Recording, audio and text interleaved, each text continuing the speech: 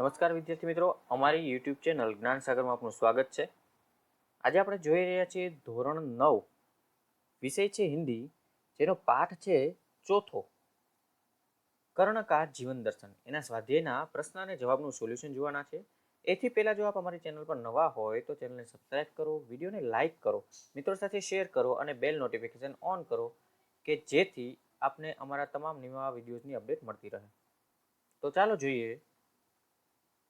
ધોરણ 9, વિષય છે હિન્દી, પાઠ છે 4, કર્ણકા જીવન દર્શન, જેના સ્વાધ્યાયના પ્રશ્ન અને જવાબ આપણે જોવાના છે. એનો પહેલો પ્રશ્ન છે કે ઊંચે સ્वर में पढ़िए और वाक्य में प्रयोग कीजिए. એટલે કે નીચેના શબ્દ છે એ આપણે જોવાના છે અને એના વાક્યમાં પ્રયોગ કરવાના છે. જેમાં પહેલું છે અત્યલ્પ, તો બહુ થોડા, અને એનું વાક્ય તરીકે જોઈએ તો સાંસારિક ભોગ વિલાસ અત્યલ્પ સુખ દેતે હૈ. બીજું ચાકચિક્ય, તો એનો અર્થ થશે ચમક ચौका, અને એનો વાક્ય જોઈએ તો देहाती मित्र मुंबई की चाक चौक्य पर मुग्ध हो गया. પછી જોઈએ તો कनकाम्ब, तो सुनहले. वाक्य राजमहल के कनकाम्ब शिखर हमारा ध्यान आकृष्ट कर रहे हैं. तक्षक्षीण, तो प्रभावहीन. साप के प्रभाव से मुनि तुरंत तपह क्षीण हो गए. પછી જોઈએ તો क्लेश, तो कष्ट, वेदना. पुत्र के अनुचित व्यवहार से पिता को बड़ा क्लेश हुआ. झंझावात, तूफान. बर्फीले झंझावातों में भी हमारे सैनिक देश की रक्षा करने में डटे हुए हैं. फणिबंध, नागपाश.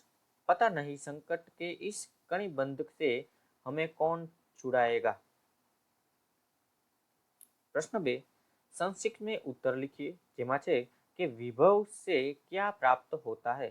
तो वैभव से मनुष्य को ढेर सारी चिंताएं और थोड़ी सी हंसी खुशी प्राप्त होती है.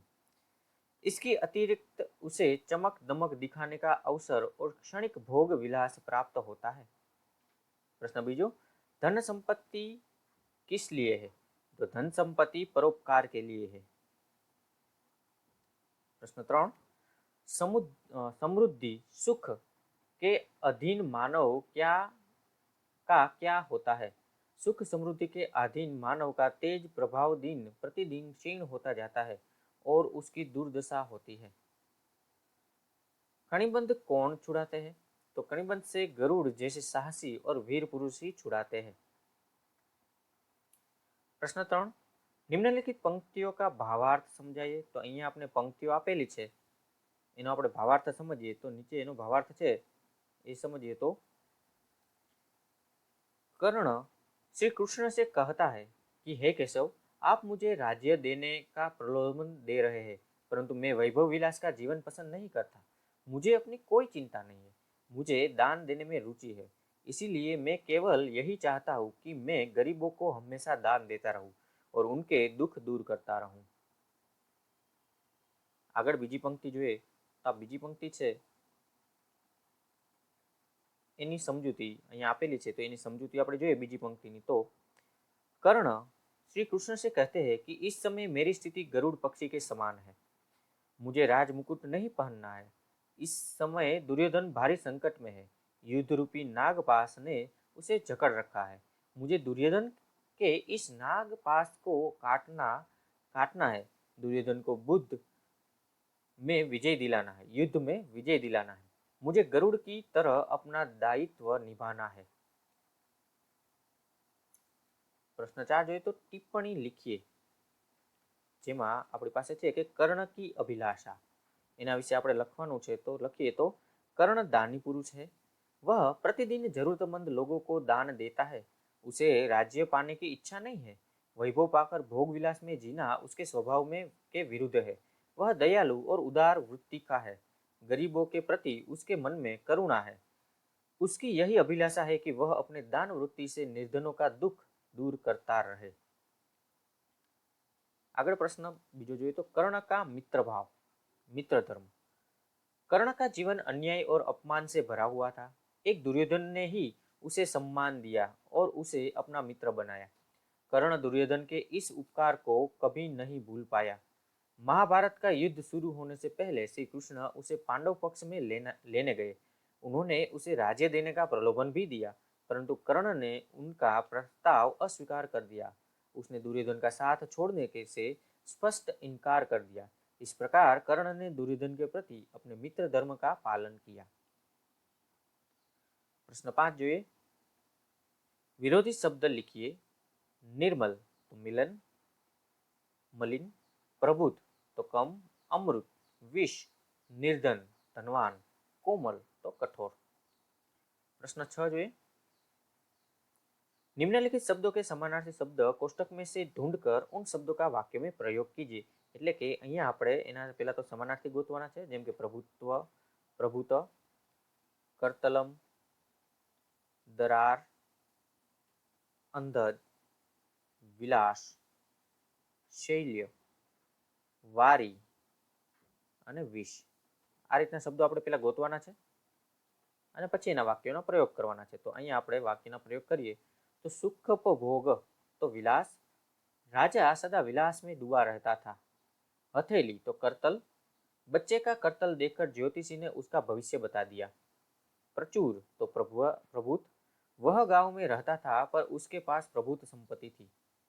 दरज तो दरार, गरुड़ पहाड़ों की दरार में निवास करता है।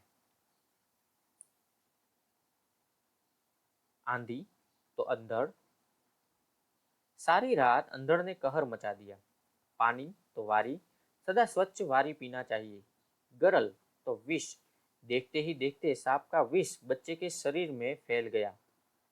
चट्टान तो शेल, शेल से ऊपर पार झरना था। प्रश्न 7 जो तो अंदाज अपना अपना अपना मत स्पष्ट कीजिए। यदि कोई जरूरतमंद इंसान आपसे मदद मांगे तो आप क्या करोगे? यदि कोई जरूरतमंद इंसान मुझसे मदद मांगे तो पहले मैं उसकी ज़रूरत के बारे में पूछूंगा। यदि मुझे उनकी ज़रूरत सच्ची लगी तो मैं अवश्य उसकी मदद करूंगा। मदद करने में यदि दूसरों के सहयोग की आवश्यकता हुई तो उनका सहयोग भी लेने में मैं संकोच नहीं करूंगा। प्रश्न बीजो જોઈએ तो आपको पता चले कि आपका दोस्त संकट में फंसा हुआ है तो आप क्या करेंगे? संकट में पड़े हुए मित्र की मदद करना मेरा कर्तव्य है। इस कर्तव्य का पालन करके ही मैं मित्र धर्म को निभा सकता है, अपने आप को सच्चा दोस्त साबित कर सकता हूँ। इस संकट में पड़े हुए मित्र को संकट से छुड़ाने में मैं कोई कसर न छोड़ूंगा। प्रश्न 3 आपके पास जरूरत से ज्यादा धन संपत्ति है तो क्या करोगे?